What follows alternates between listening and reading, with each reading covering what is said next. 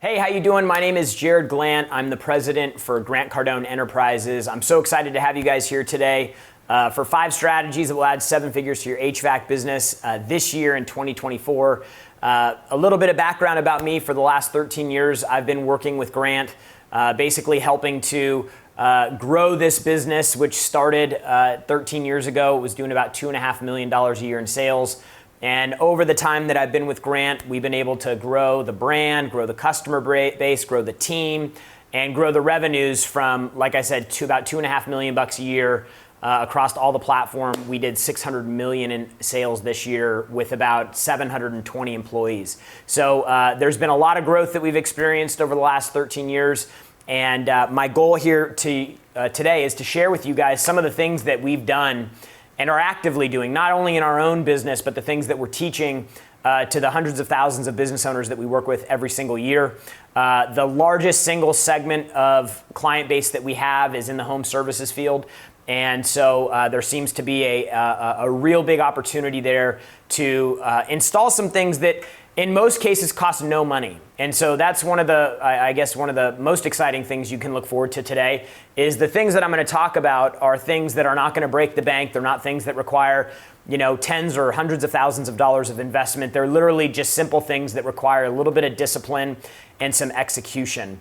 And so just to give you an idea of the flow format today, I'm going to try to get through this in about 30 minutes. And then if there's any questions at the end, we can address those. And then I have a very, very special gift for everybody who's here today for showing up. So you want to make sure that you'll stick around to the end to hear about that. And so I will go ahead and just jump right in here today with 5 strategies to add 7 figures to your HVAC business. The very first thing that I want to talk about, though, is some of the stats that are affecting your business, your industry, and businesses all throughout the country. There's 31.5 million small to medium-sized businesses in America, and unfortunately, 2/3 of them fail within the first 5 years, and I think the stats like 90% of businesses end up failing. So the stats are very largely stacked against the business owner. And there's probably a lot of reasons why, but the 3 biggest are there's lack of product or service demand, they can't find great people, they can't get control of financing, and ultimately they end up becoming insolvent. I believe that there are things that you can immediately do in your business that will impact your revenues. It will improve the culture of your team so that you can hire, retain, and develop an outstanding team. Marketing is something that can really easily be a needle mover for you. And then obviously just the process that you're using when you're engaging your customers via your techs. And so the very first thing that I want to start off with is probably something that you have all experienced a problem with at some time or another. It's people. And one of the things that we find is that, again, this is free, a free strategy to implement, is that there really is no people strategy. And for most business owners, what they end up doing is they create a company around a skill that they have or a market that they want to enter. And so they decide that they have this idea, they're going to go market it, and they're just scrapping. In fact, most of the businesses that we talk to that are doing less than 15 million, 20 million bucks a year, they really didn't have a strategy for scaling their people or developing the people within their organization. And what ends up happening is you end up playing a little bit of firefighter. And so maybe you've experienced this where you're like, man, I can't find great people. I can't keep good people. People aren't doing what I expect them to do or what I want them to do. And then you feel like because you can't find or develop any great leaders in your company, you end up being the quarterback or the firefighter for everything. And then obviously, if you're working that heavily in the business, it's very hard to actually grow the business and figure out how you're going to improve the service, go into new markets, or maybe even sell the business. And so people are an integral part of your business. And I'm going to suggest to you today that you change the way that you look at bringing people into your company. And this is a really simple thing. If I went into a HVAC business and I was applying to be a technician and they said, here's the job description, here's what we expect of you, here's the compensation plan, we're a great company, you should come work for us, we're a family business, we've been around a long time, will you accept the job? That's a very similar pitch that they're going to get from every other company that they go work with. And so one thing that we do in all of the businesses that we work with is we really focus on helping them to develop a model and a plan that they can show people at any role of the company. I'm talking from a receptionist all the way through somebody in senior leadership. We actually will show a career path within the company with expected salary requirements or compensation requirements that are attached to each of the roles. And so what we want to do is we want to hire somebody for a career, not a job. If somebody believes that they're a part of a longer journey with a company and they're not just showing up for a job to get a paycheck, then they're going to start acting differently. They'll be more committed. They'll treat the customers differently. Like they'll start operating in the business as if they have some ownership in it because they see a future for them that exists beyond just the job that they're doing. And so we have an employee engagement equation that we implement in businesses, and it involves 3 steps. Number 1 is alignment. So when you bring a new employee into your company, what are the things that you're doing to align them and to onboard them into the business? How well defined is that process? When somebody comes in, are they going to feel like, man, this is all over the place, you guys don't have your stuff together? Or are they going to feel like this is regimented? I feel like I'm set up for success. I feel like I have all the tools and resources that I need.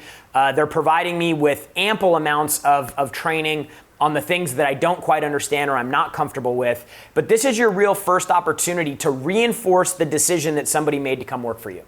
If all we're doing is a good job selling the opportunity and then somebody gets into the business and then there's misalignment, then you're almost always going to end up with turnover. What was promised is not what was reality. Maybe like if you were to buy a car and you thought that the car, you bought a used car, you thought it was going to be great, you thought it was going to be reliable, you drive it off the lot, 30 days later, it's breaking down, you have problems with it. You're going to feel some upset with that. And the same thing is going to happen with your employees. So does the offer match what you're actually delivering? And focusing in the onboarding and aligning the team to the culture, the processes, the systems is the vital step to make sure that employees are set up from the very beginning for success. The second thing that you have to do is you have to develop people. One of the things that we say is that every company should really become a learning and development company. Like you have this baseline product or service that you offer, the work that you do in the business. But oftentimes what organizations get into the habit of is they become complacent, they get stagnant. And then the people get stagnant.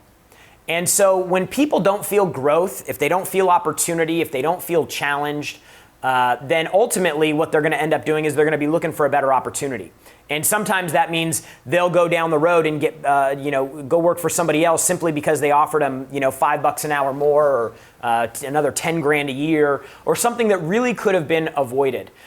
The other thing that development does, when you really focus on training, development, and education of all of the members of your team, is it actually helps weed out the people who are not aligned with that.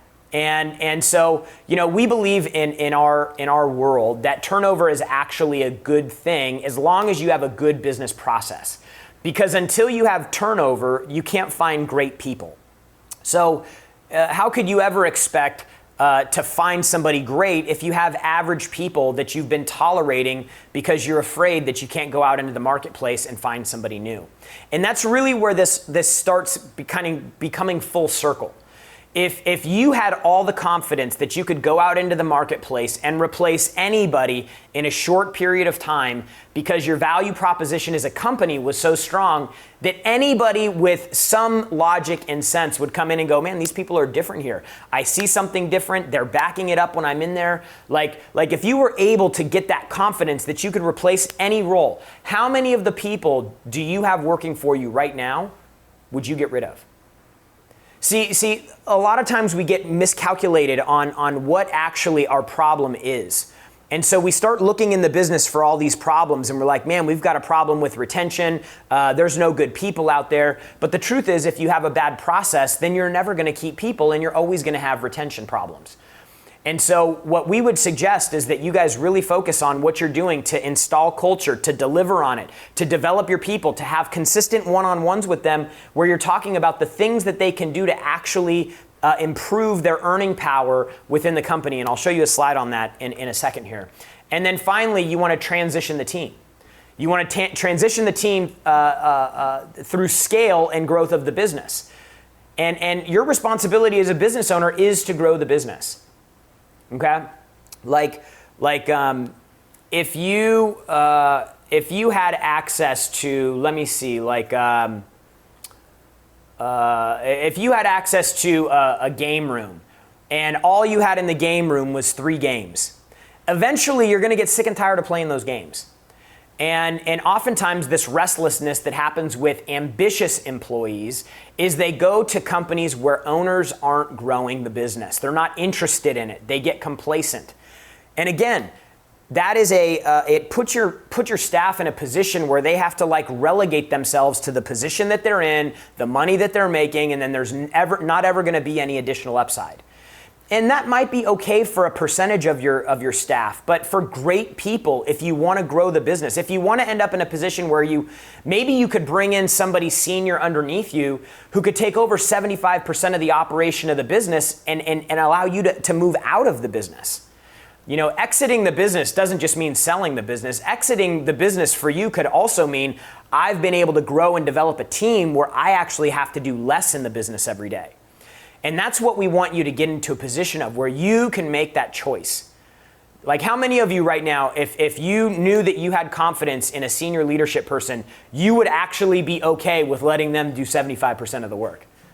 Of course you would, right? Like it gives you the free time to actually figure out, again, if you're going to go find a hobby or something. Maybe you want to go play a bunch of golf or something, or maybe you want to go out and find your next business opportunity, or maybe you want to go out and search for an acquisition for a connected business that you could bring in using the existing customer database that you have to help fund the growth of a new venture. So all of these things are possible, but they require you to have a defined plan for how you're engaging, developing, and transitioning your employees throughout their time with you. And here's a graphic display of kind of what that could look like. We call this our employee maturity model. And basically, this would be something that you would see at the hiring moment when you're interviewing somebody. We would actually bring this out, we would flip it around, and we would say, hey, Mr. Prospect, potential new hire, let's call him John. John, this is our employee maturity model. And essentially what this does, John, is it shows you every step of development that you have within this company so that you can go from being a technician to maybe a vice president or a director of operations. And for each one of these roles in the ascension of your employment with us, there's a corresponding number there, and that is your base compensation level. So maybe at the technician level, the base compensation level is $65,000 a year. And then as a senior technician, it goes up to $80,000 a year. And then as a team lead, maybe, or a team director, the compensation's $115,000 a year. And then as a VP or senior director of operations, the compensation's $180,000.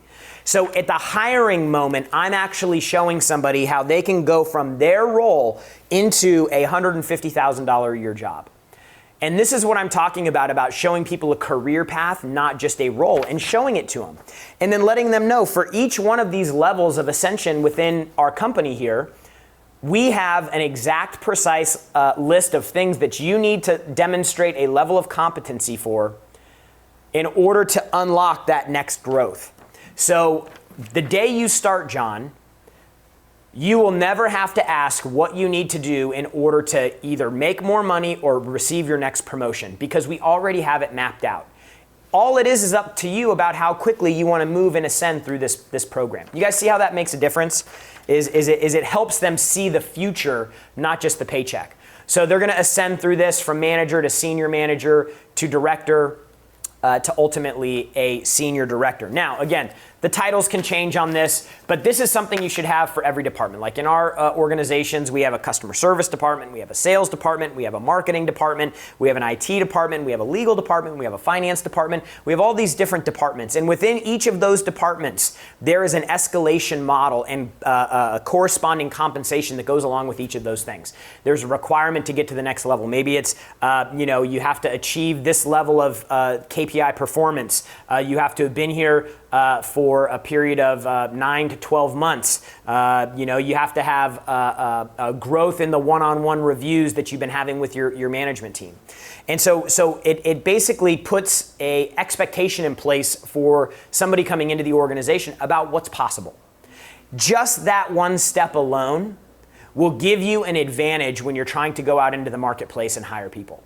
Because it's gonna show that you've been more thoughtful about your business and that you have things a little bit more together than maybe the next company that they're interviewing with, okay? So step number 1 is people. By the way, we have a 2-day workshop where all we do is go over hiring, recruiting, developing, one-on-ones, employee engagement. We have an entire workshop on this called our People Essentials Workshop. Second strategy that I wanna cover today is your database. Your customer database is probably the single most important resource that you have because it's something that you own. You have access to this. Like collecting your customer data. And again, like I've seen businesses that come into our advanced programs, $10 million a year plus businesses that are still not operating off of a CRM. And this is the most important data that you have. Because these are people that you've already paid to acquire, either as a lead or a prospect, or they're people who have already transacted and done business with you. And so you really need to focus on your database as one of the most valuable assets that you have in business. So the first thing that you need to do is you need to build the database, right? You need to figure out what you can do from a traffic perspective, meaning promotion, advertising, marketing, to actually acquire names on your list, so that you can engage them with emails, with phone calls, with promotions, with specials, with text messages, to ultimately convert them into a customer. Now, I'll tell you that one of the things that very few businesses actually do a good job at today is marketing to their database. Like what is your plan for engaging with your database so that they stay connected with you, so that they continue to open your emails? So that they are getting value and they're maintaining that communication. You're in the service business. These are relationships you should never lose. It's not like a house that you buy once every 15 or 20 years. These are things where there's, in some cases, going to be annual maintenance that goes along with it. There's going to be, I've got 3 air conditioners in my house, and I'm in Florida. It's hot here. They run all year round. And I'm constantly needing to service them, right? Like every year before summer, I want to get them serviced. I'm constantly doing the filter servicing on them. Like these are relationships that you should own and never let go of, especially because you've either spent money in SEO or paid search or some type of front-end lead funnel to acquire the customer. You've paid to own them.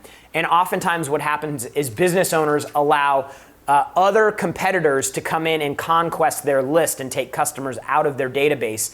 And the number one reason that happens is because you're not engaging with them.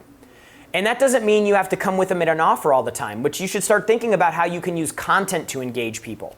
What are energy efficient tips that you can provide? What are, I know this sounds crazy, but what are self-service, self-diagnosis ways that somebody could look at a unit in their house and fix a problem with it? Again, everybody that has an HVAC system in their house has a house or a condo or an apartment. Like they have other things that happen in their house. So maybe you compile a list of 52 different things for the household that will either save them money, create a more livable environment, tips. Like if you could show me a tip to keep mosquitoes out of my backyard in the middle of the summer, I would love you because I get tore up by mosquitoes. But you actually have the ability to create a relationship with the customer here by providing them stuff of value. Here's tips to lower energy consumption in your house. Here's tips to landscaping tips. Here's cost-efficient remodel, the lowest cost, highest value remodel jobs that you can do in your house. All of those things are going to create a relationship that I have with you where next time I have something I need to get done, I'm going to think about you first. But you have to engage the customer. Otherwise, you paid all the money to acquire it. The first acquisition of the customer is the most expensive. So whatever you do to get the customer to engage the first time is the most expensive action that you will take. And you want to write this down because it's not in the deck that I'm covering today. There's 3 ways that you monetize customers. You monetize them through acquisition. You monetize them through ascension. And then you monetize them through retention. It's AAR. Acquisition, ascension, retention. Those are the ways that you should be monetizing your customers. Acquisition is the most expensive. Retention is the least expensive. It's like 3 times cheaper to keep a customer than it is to go out and find a new one. So what's your plan for acquisition? What's your plan for ascension, upsell, moving people up in product? And then what's your plan to keep them engaged so they continually buy from you? Now, I want to just hit real quick on how to actually build a database because for a lot of you, you're probably thinking, man, I'd love to have a database of 20,000, 30,000. Number 1, you should be using social media. Depending on how old you are, I turned 40 years old this year. If you're older than me, social media is probably harder to use. If you're younger than me, then it's probably easier to use. I found that like millennials were kind of like, depending on when you were born, you were like right on the cusp of, social platforms were being developed as I was in my early teens. And so it wasn't a native thing for me to use. The generation before me had no social media and were just getting used to the internet. And then the generation after me, the younger generation, I think that's Gen Z, they grew up with social media. So if you're kind of in that millennial window, then social media probably isn't native to you. But this is a huge opportunity for you to connect. There's billions of people on here.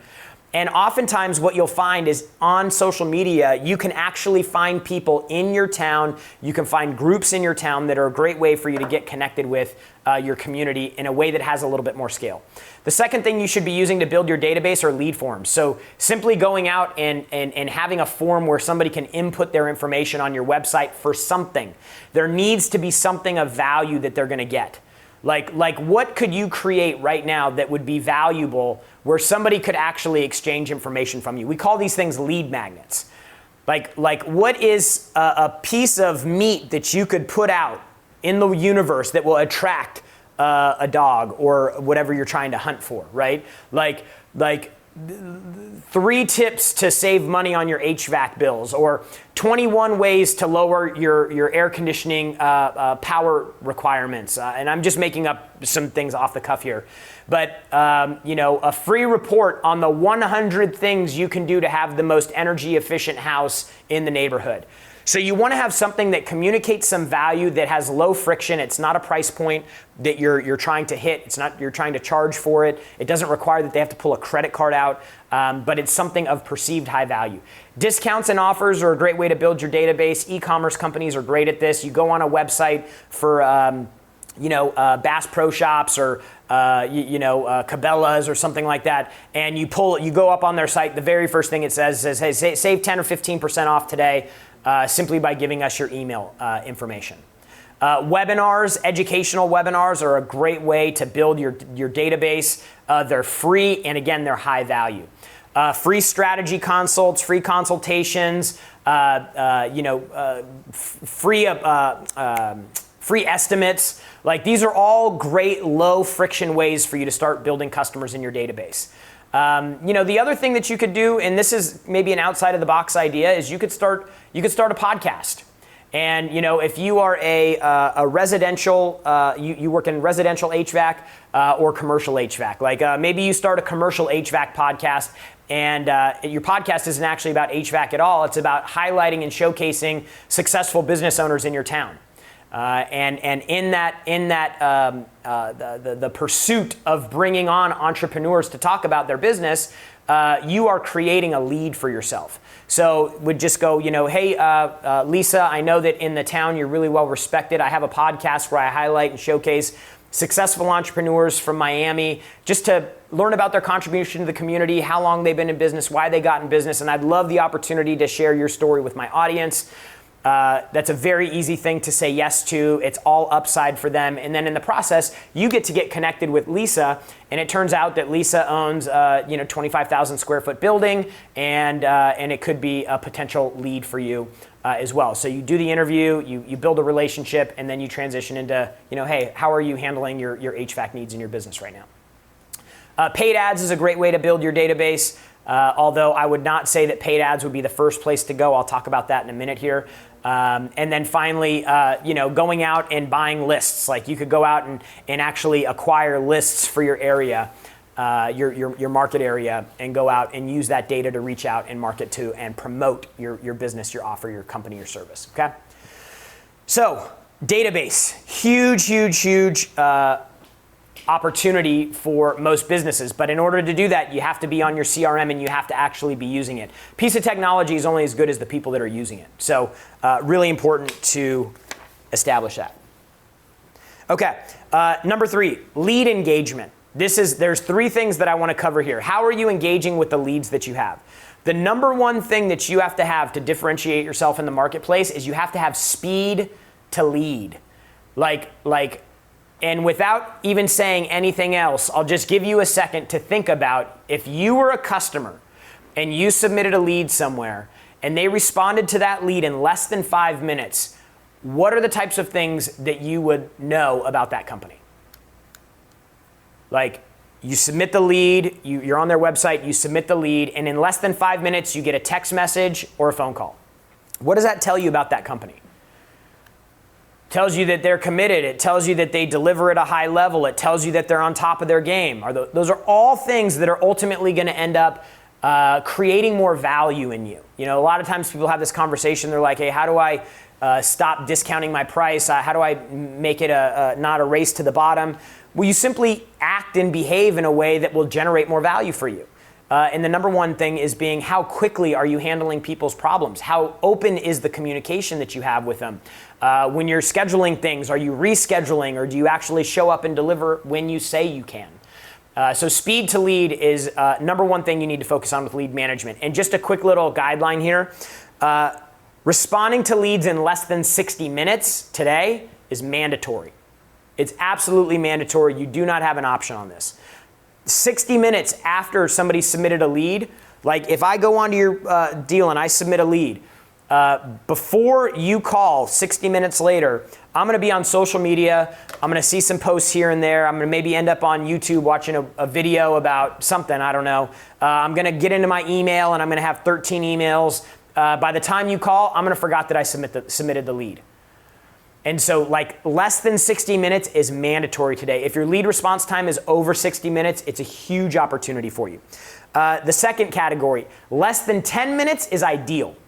If you could get under 10-minute response time to your leads, that will 100% improve your sales. And if you can get less than 5 minutes, like that's 10x. That's on a whole nother level.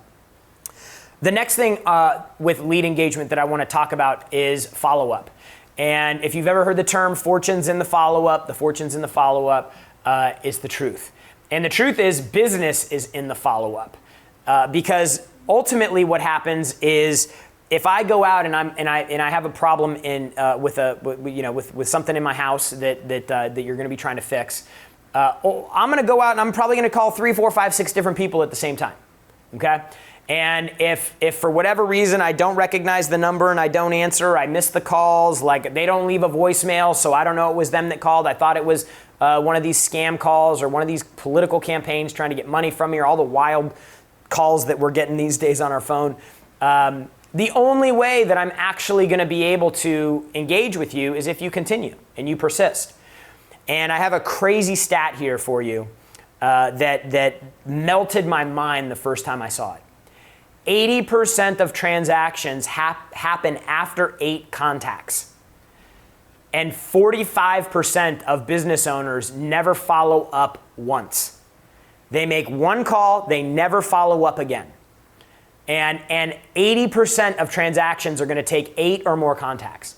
So just think real quick about your lead engagement plan just with lead follow-up. How many times are you touching that customer before you leave them? In most cases, it's once. That's just the statistic nationwide. And so what I'm going to tell you is that if you can go back and you can re-look at your automations process in your CRM, if you can go back and go to your team and share this information with them, like, you must follow up with the customer.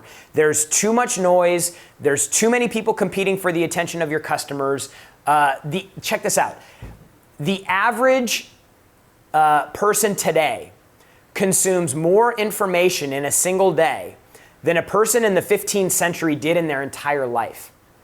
So the competition for attention is like higher than it's ever been. And the only way you're going to stand out is to follow up. And follow up, again, goes back to your ability to serve the customer at a higher level, which is ultimately going to build more value in you. And then finally, with lead engagement, you have to be leveraging referrals. 92% of customers who bought and were satisfied with their purchase said that they would provide a referral to the company that they were working with if they asked. You know how many people ask? 11%. 11% of business owners actually ask for referrals, and almost no businesses, after they ask for a referral, continue to engage that customer to reach out for a referral again in 30, 60, or 90 days. So speed to lead, you got to get to them quick. 5 minutes and under is where you really need to be. Follow up, you have to touch the customer at least 8 times to get them to convert. And then referrals. You need to ask for referrals, and then you need to continue asking for referrals from people that were satisfied with you. And it's a great way also to find any customer service issues. You know, if you deliver a satisfaction survey at the end of the job, an opportunity right there is just say, hey, you know, it seems like you've rated us really highly here. Would love if you could provide me with the names of 2 people that you know that could, you know, that also are homeowners or that also could benefit from the service that we provide. Really easy thing to do. The other thing to do is when your technician is out at a house, he should go or she should go 5 doors in each direction with a flyer to leave on the front door.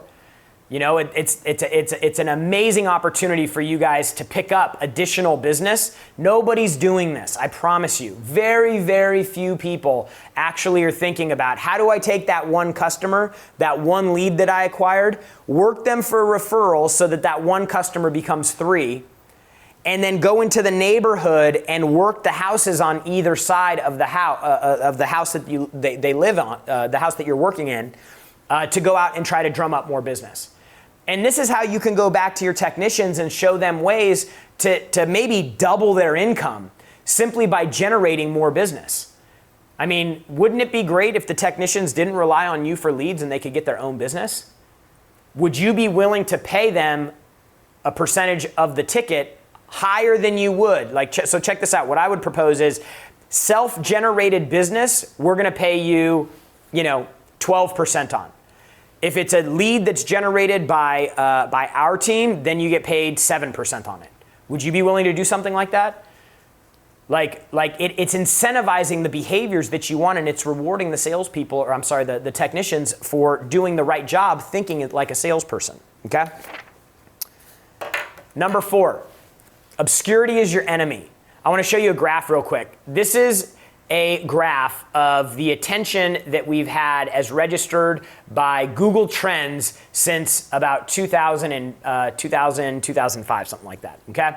You can see that over the course of the last, 18 years, there's been a significant increase in the attention of the Grant Cardone name and the Grant Cardone brand, okay? I want to show you something else. We believe that money follows attention. This graph shows that we are growing the amount of attention that we're getting. Okay? Very easy to see that. This is the revenue for the company over the same time period. In this company right here, from 3.3 million to 280 million. This is just 2 of the companies.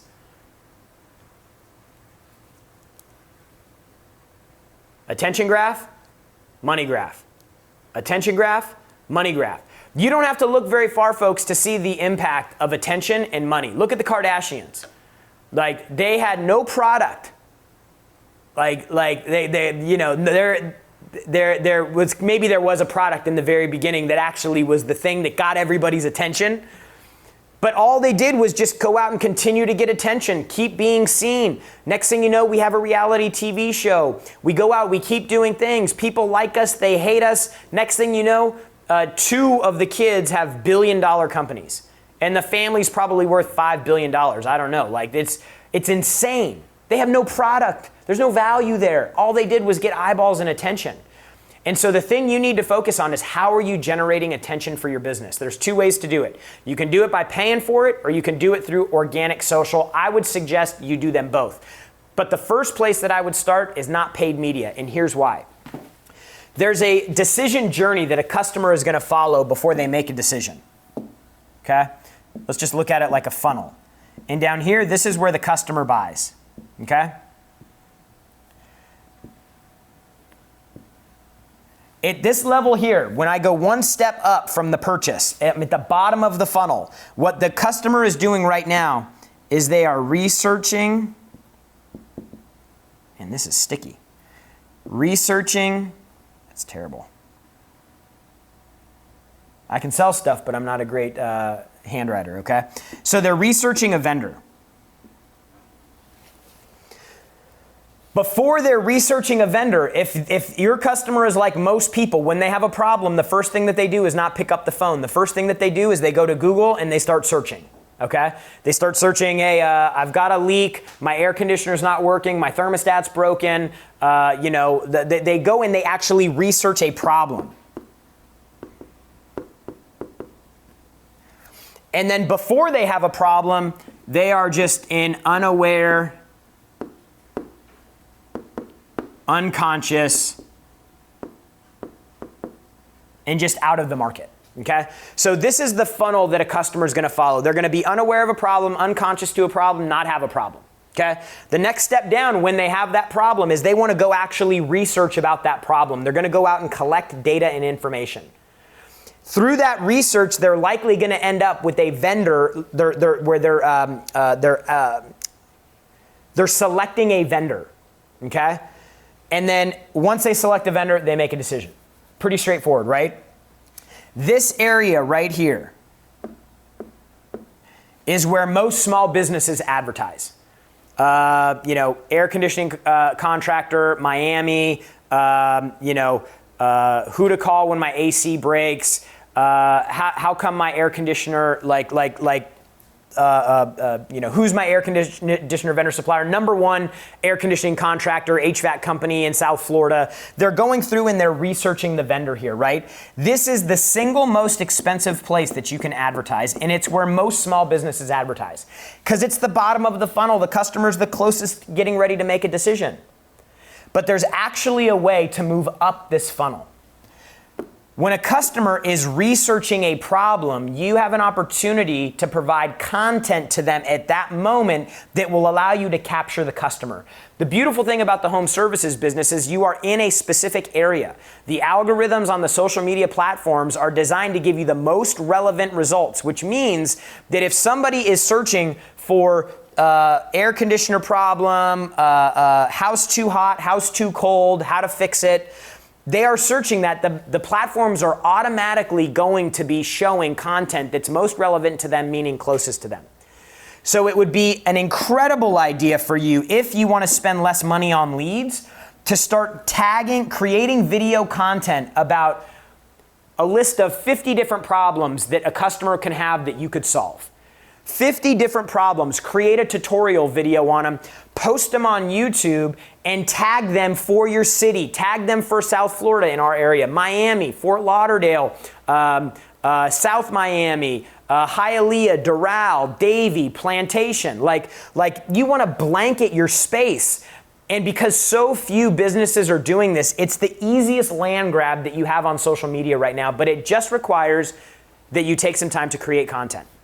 And it's going to be a little uncomfortable at first. You're not going to be great at it. But, nobody's good at anything when they get started. The most important thing is that you start. ultimately, if you could go all the way up the funnel and build a brand that captures people before they even enter the cycle, that is the ultimate hack. And the way that you move up the funnel like this is maybe, let's say you have an HVAC business.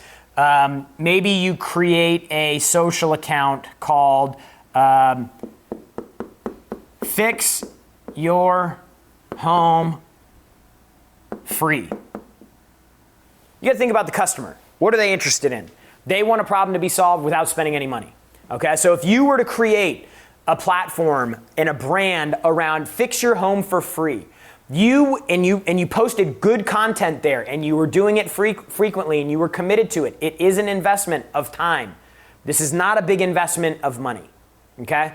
If you went out and you spent the time to go out and build and develop this brand, then what would happen is you would have an entire community of people who all have a home. And why do I know that?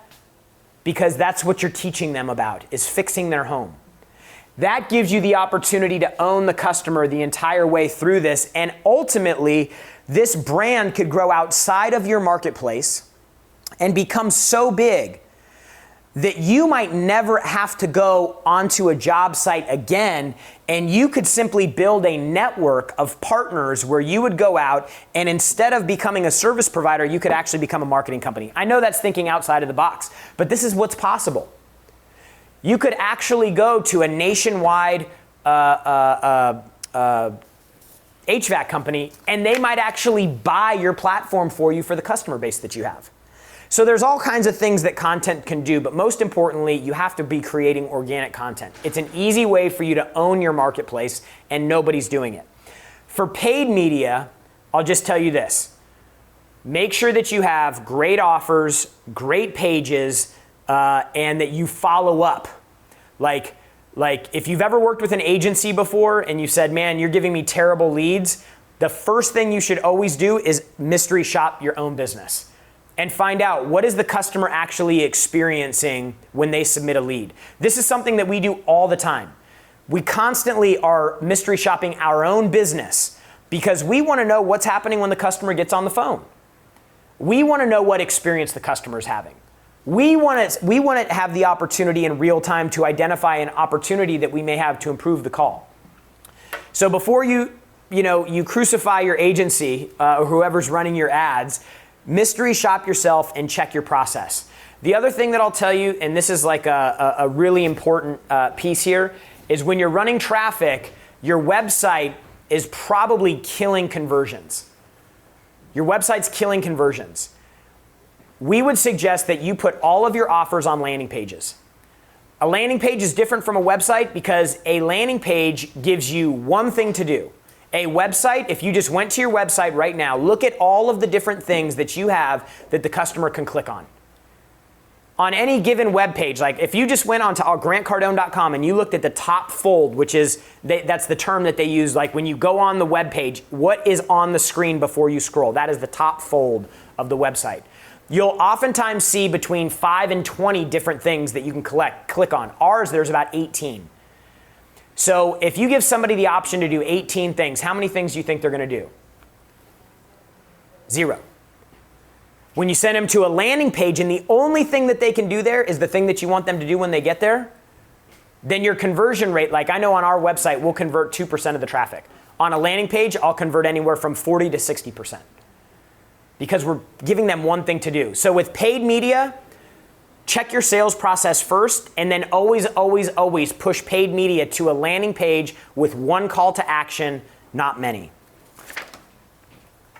And then finally, and I have a special guest here who's going to come in and answer some questions for you guys, is you need to have a consistent and measurable sales process. Okay? You need to have a consistent and measurable sales process. So what does that mean?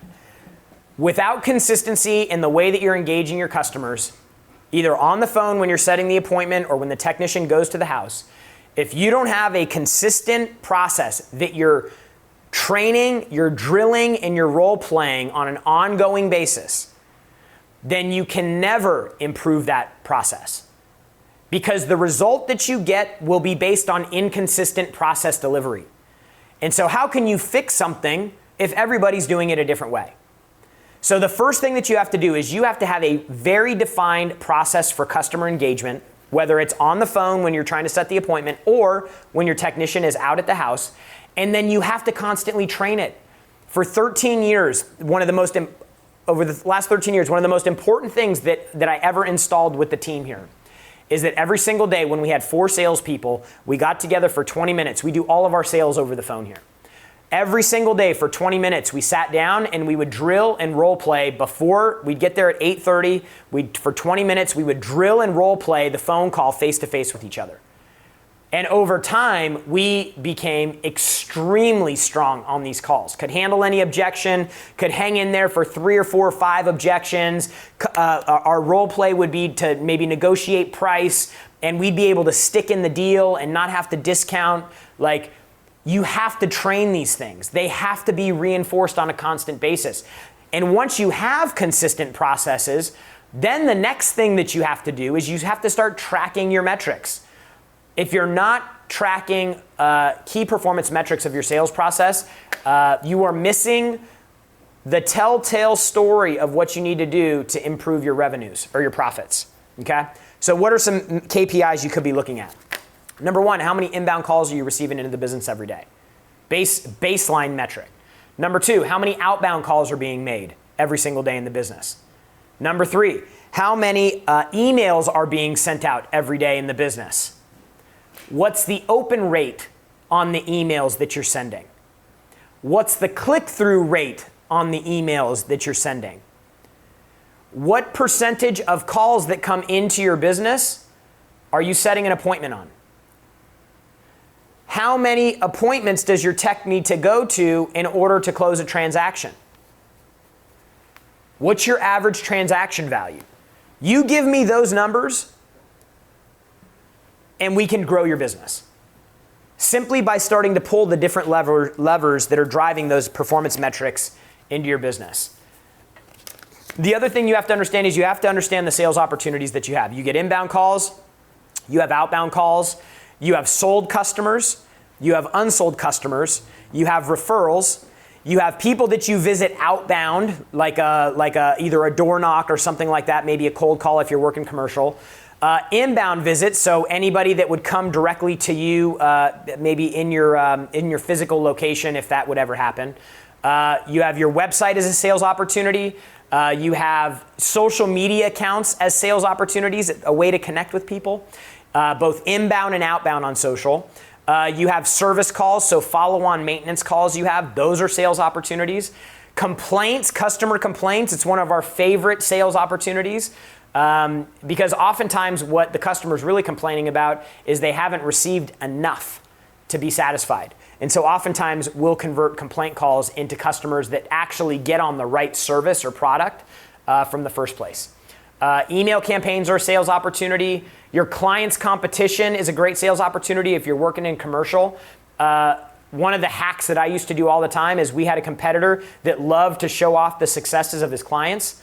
I would go onto their website, I'd go through all of their customers, and I'd make a hit list to go after all their customers. Why? Because they're already buying the service. I know that they're buying the service, and I know that they believe in the service that we provide. And so it's an opportunity for you to cash in on that. There's 15 different sales opportunities. How many of those are you focused on? So I wanted to I have Grant here, Grant Cardone, the Grant Cardone here. I wanted to give you guys an opportunity maybe to ask him some questions. You want to pull that chair over? Sure. About things you could be doing in your business. Really quick here, before he jumps in, and Johnny, could you take this off? Could we see the folks, if we can see the chat? I want to just share a couple successes with you. Daryl Zalasak works for Malik Services. This is a company we've been working with for a couple years now. They ended the year at $14.5 million. Last year they finished at 20. Last year they finished at 20. Their best month that they had was $3 million in revenue. He's been a huge proponent and an advocate of everything that we're doing. He's doing a great job in his business. Patrick Summers and Francisco Rodriguez from General Air Conditioning and Plumbing. We were able to help him with team alignment and people development. That was a big mover for him. They went from 11.2 million in revenue to 15 million, and they went from losing money to making $1.2 million in profit. A huge swing for him. And one thing that I told you guys at the beginning, if you hung around to the end, that I wanted to do for you is we have a 3-day business summit coming up. It's a $3,000 ticket to come to the event. And for being here today, we wanted to offer you guys a seat at this event absolutely free. Grant's going to be there. I'll be there. Our partner, Brandon Dawson, will be there with his wife, Natalie. Sherry Hamilton, our COO, will be there. And basically what we'll do is for 3 days, we're going to go deep into some of these things that you guys have heard today and a lot more. And so it's free. The next one's coming up in Scottsdale. We would love to have you guys there. The only thing I need from you, if you want to take advantage of this free ticket, we sell these events out every time we do them. People pay $3,000 for their seat. The only thing I need you to do to claim this is when you register for it, I just need you to send me a copy of a plane ticket or a hotel confirmation at the venue. That way I just want to make sure that you're coming so that we can make sure that you have a seat there. All right? Okay, so Johnny, if you could go full screen on the chat here. I have Grant here and would love for you guys to have an opportunity to maybe ask him some questions. I'm talking to them basically today about the people within their company and how they can focus on development of those folks. I talked to them about what they can do online with marketing to get more attention. We talked about sales process. We talked about some great things here. Question for you. If you owned an HVAC business today, yeah, okay, and you were like, this is going to be my breakout year. I want to double the size of the business. Yeah, so you know what I would do, okay? If you guys, I'm like, we're in a lot of different spaces, and I started from scratch when I was 25 years old, just trying to figure out how to get something going on this idea I had. I did not have a product or service at the time, but I did have clarity on what I wanted to accomplish. Most important thing in our little company over here, we started, 12 years ago. We had a couple $1 million in sales. We'll do $600 million in gross revenue. We are so target focused. This is about leadership. This is about you now. Like nothing, that you're not going to figure out the mechanics or the strategies or the people or the problems or the operations or overcoming the barriers or the marketing until you have a target that is so exciting to you. And I'm telling you, there's no target too big for you. None. There are targets that are too small. These tiny incremental targets, when we work in companies, we'll work with 1,000 different business owners this year across all our different events and operations and, consulting with companies. When you try to grow in tiny increments, and look, the people in the organization need to grow in tiny increments, but the leadership cannot be thinking in tiny increments because you're going to take 2 steps forward and 1 step backwards, and you're never going to get enough momentum. And so there's so many opportunities in 2024 that you guys could benefit from. The consolidation on HVAC, like if I was in HVAC right now, I would be thinking about how do I grow my business, and while I'm growing my business, how do I go out and buy 10 more? And I'm telling you, you guys that are committed to growth, massive growth, that want to have a big exit, and you should be looking at that, not just how much money can I make this quarter, how much can I make this month, how much can I make this year, how can I just get by, what if there's a recession? You should be thinking about how do I literally grow 10 times. And I wrote a book called The 10X Rule. The 10X Rule is magic. It is a miracle book. Any of you that join us for the grantcardone.com/HVAC, HVAC, I'll send you a signed copy of this. We'll give you the seat to the event. If you don't think the event was worth 100x your airline ticket and your hotel, whatever you spend, I'll literally give you back what you spent. I'll write you a check. It'll be phenomenal because you're going to get there. If your company's doing $100 grand a year right now, pick your number, $1 million a year, $4 million a year. We will literally show you how to take your top line and 10x that in 12 months with operations, sales, marketing, and execution. Chris asked, if I want to add 7 figures to my business, what's more important, offering more services or getting hyper-focused on my main service? Well, you always want to be hyper-focused on that main thing. Like you want to hit the vein. Now, that being said, you also have to be offering 2 other things every time. I would never go into an offer, ever. Never go into a proposal with 1 offer. The fastest way for us to increase your margins, we've done this in furniture business, the auto business. We've done it for guys that are selling stuff online, companies that are doing services, companies, dentists, chiropractors, in the health industry, dental, construction, which is very similar to your business. You have to have a second offer that is more expensive than your main offer. And you need a third offer, which is a throwaway offer. We don't have enough time to go in that today, but these are basically ways for you to price your offers. You also need a recurring offer. Now, so many of you out there in HVAC, you have no recurring subscription income, but you should. Our recurring income is the least renewed, cheapest cost, highest margin, most profitable department we have. And before I started doing that, no one was doing it. No one ever thought about having a subscription offer. We did this with the landscaping business, which is very similar to HVAC. We had them add recurring subscription offers, and the first couple of months they use it, it's just like a gym membership, and then they don't use it at all, and you're still freaking banking it.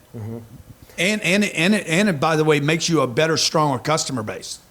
Let's see here. 7 Vibes Media. We're a marketing company that helps HVAC clients.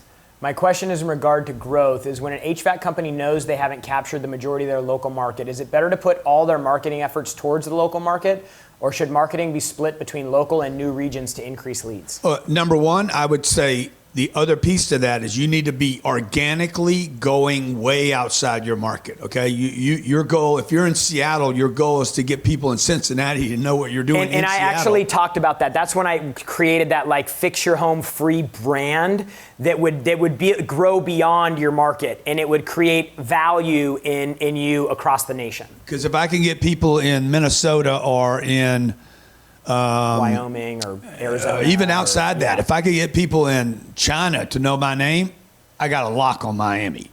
Okay, so one, you want to do you want to play an organic game that costs nothing, by the way. We did this for 10 years, almost 10 years, probably closer to 8 years. Organic, no spend, but a tremendous amount of effort, energy, and resources.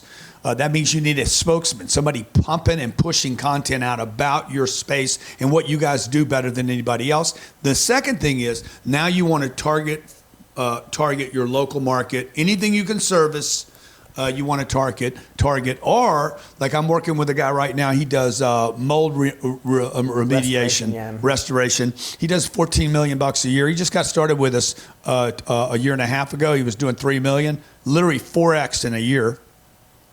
His goal is to do $140 million, and we're putting a plan together for how he could start actually picking up business from other markets by getting a lead or piece of the action. An affiliate lawyers have been doing this for years. Okay, lawyers and accountants have been doing this referral thing. Real estate industry does it, and you guys in HVAC, y'all never feed one another. And look, if you're not getting any business out of Seattle, why not? You're going to do business with somebody in your local market that knows somebody in the Seattle that you can't service, can't get to. It would cost you nothing and make you everything. And that was the other thing too. We actually have an HVAC business. The guy's doing $8 million a year with his HVAC company, and developed a system for generating lead flow into the business. And what he did is he started going out and he created a marketing company and started creating leads. Because he was so good at creating leads, he created a marketing company, and they were going out and they started selling leads to all the other home services businesses. And he ended up building nationwide. He built a $22 million marketing company in addition to the $8 million HVAC business. See, that's called a symbiotic business, right? All of you out there that are running a business, I would expect these are all owners. Yeah. Look, you need to think in terms of second flows, third flows, fourth flows, fifth flows, all of which would be connected to one hand. See, what a lot of people do, particularly small business owners, they get a business going and then they go get another business going on over here. That's disconnected. They're completely disconnected. They're two different arms. Now I got to manage two arms or two households, two different companies. But smart business people, like look at Elon.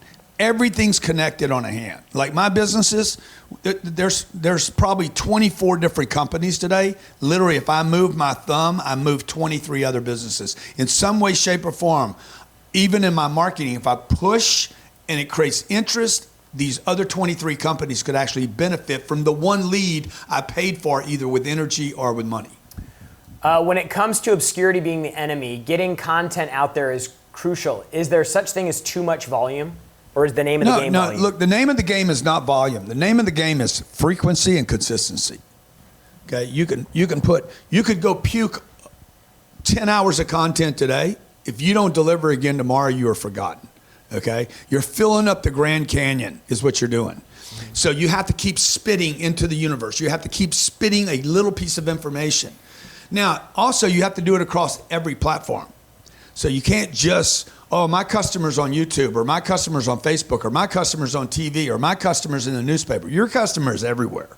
You don't know where they're going to be. They could be at church on Sunday at 12 o'clock. Boom, you should be in the mass book.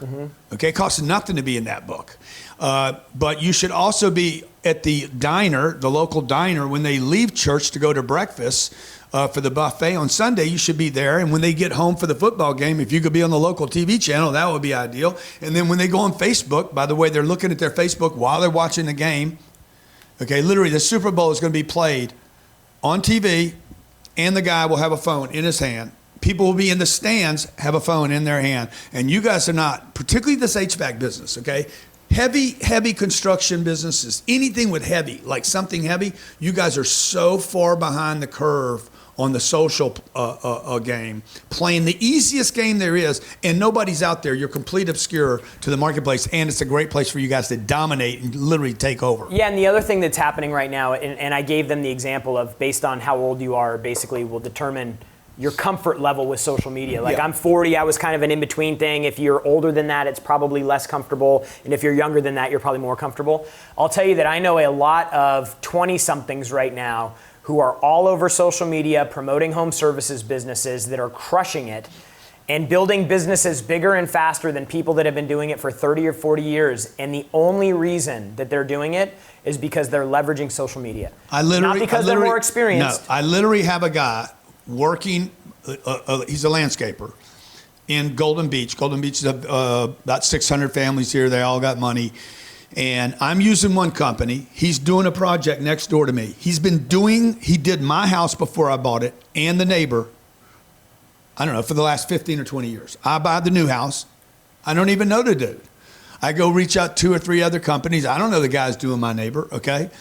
Again, I mean, I don't know, the contract's probably $30,000, $40,000 a year to clean a yard, fix a yard, do the trimming, blah, blah, blah. Very similar. It's right in your lane, okay? I don't know him until I have a problem with the neighbor. He's over there the other day. Now he wants a minute to talk to me. He's like, why'd you pick Diaz? Because they called on me, bro. Yeah. That's why I called on him. We have a client, Tigran. Tigran's what, 20 years old when we met him? Yeah, well, he's probably 20 when we met him. He's going to do, what will he do? $6 million this year. $6 million this year. In a landscaping business. All of it is because he followed the directions of marketing, sales funnel, monetize the lead, convert. And then he actually built a 7-figure coaching business because he started marketing and promoting how to run and grow and build a landscape company. And younger guys and gals that were getting into the space were coming to be mentored by him. So there's all kinds of different cracks and crevices that you can get into here. We did some work with a roofing company where they got on our training, our education. They came to our business boot camp that we're offering you a free seat to. They came, invited me to an event that they were doing, okay, for other roofers. They were basically in the roofing business and had a partnership where they delivered a service to roofers. They brought me in, okay, we did a partnership. They made a third business out of that, supported their second business and their primary business, all because they did a collaboration where they could get a bigger audience. And so you just guys, again, it goes back to their target. You want to make another 10% this year, 5%? You want to just do what you did last year? You just want to keep getting by? Look, I made a decision when I was 35 years old that it was easier. It's work. It's easier to learn how to get rich than it is to learn how to just get by. Okay? 2024 is going to be a very challenging year. I've been telling Jarrod, I'm telling you, there's 32 million small businesses in America. About 40% of them are having trouble making payroll right now. You're going to see hiring drop off, and you're going to start seeing big companies start letting people go. It's already happening. Okay, they're keeping it quiet because Biden administration doesn't want anybody to know this. Things are going to get difficult. Okay? Who wins in these moments are the people that prepare for difficult.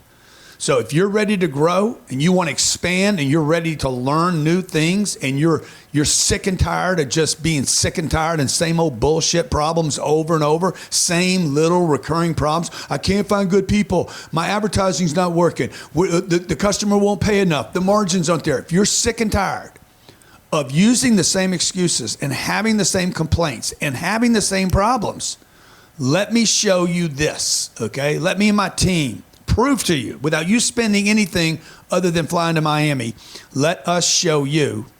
Is it interactive?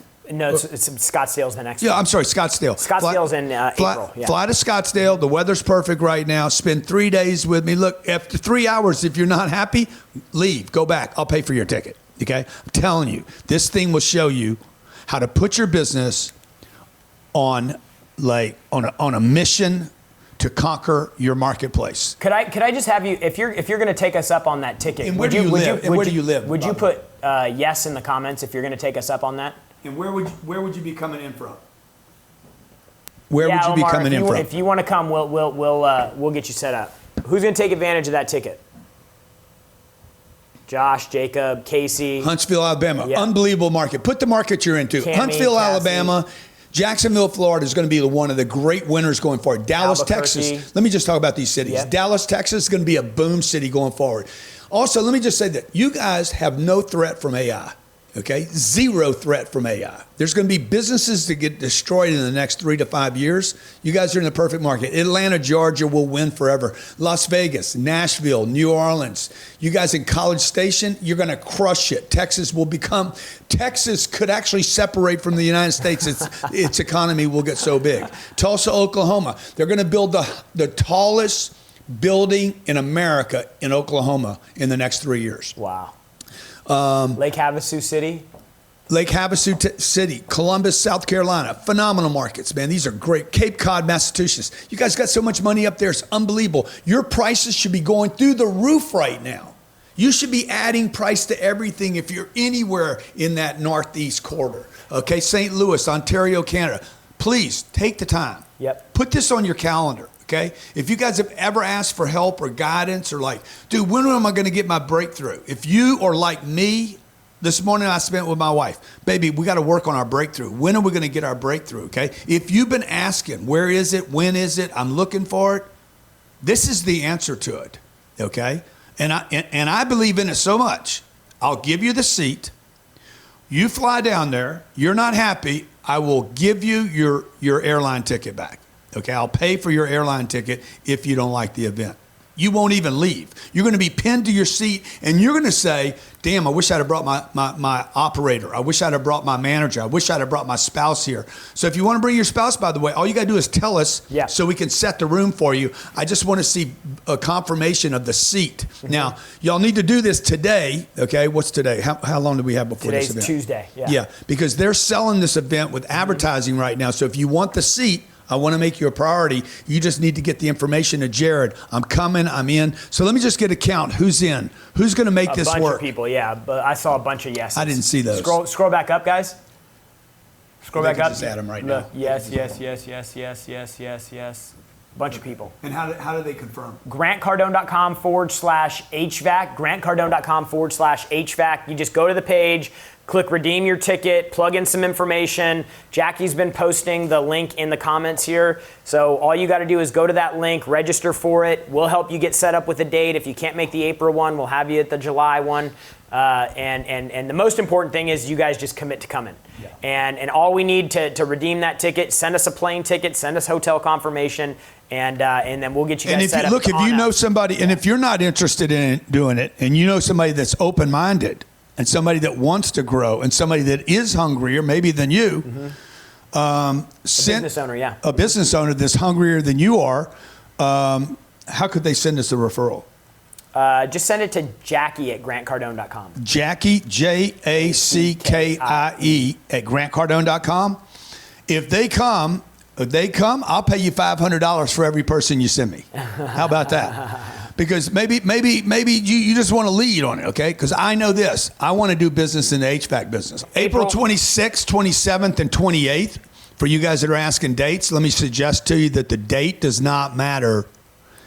If you knew for sure, okay, if your business is doing $1 million and you could do 10 million this year, would you figure out the dates?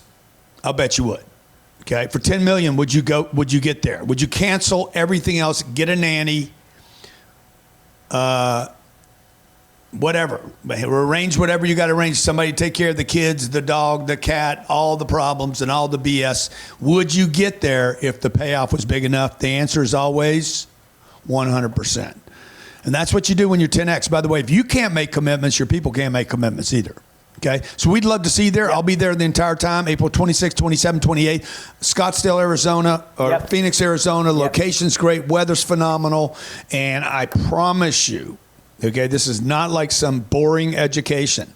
You are going to get specific strategies that you can put in place while you're in the room. You will literally see us acquire contracts and deals while you're in the room.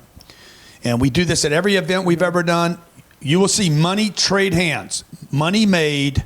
You will see us monetize leads for business owners in the room. And you're going to witness literally like a magic act, tens of billions of dollars of opportunities that you have missed just because, hey, you don't know what you don't know, man. You're in your business. You're in your business. You're not working on growing the business. Yeah. Okay? Folks, I hope you enjoyed this today. We'll try to get to you a recording. I know a couple of people are asking for that. We'll try to work that out for you guys. Thank you so much for being here. I hope to see you in Arizona in April for the event. We do have another event out there. I saw a couple of people saying that they couldn't make it because it's Passover. It's all good. We want everybody at the event. We'll take care of you for the next coming event, which will be July in Miami. Thank you so much. I hope this was helpful for you, and we'll talk to you soon. Hopefully get to meet you in person at our next event.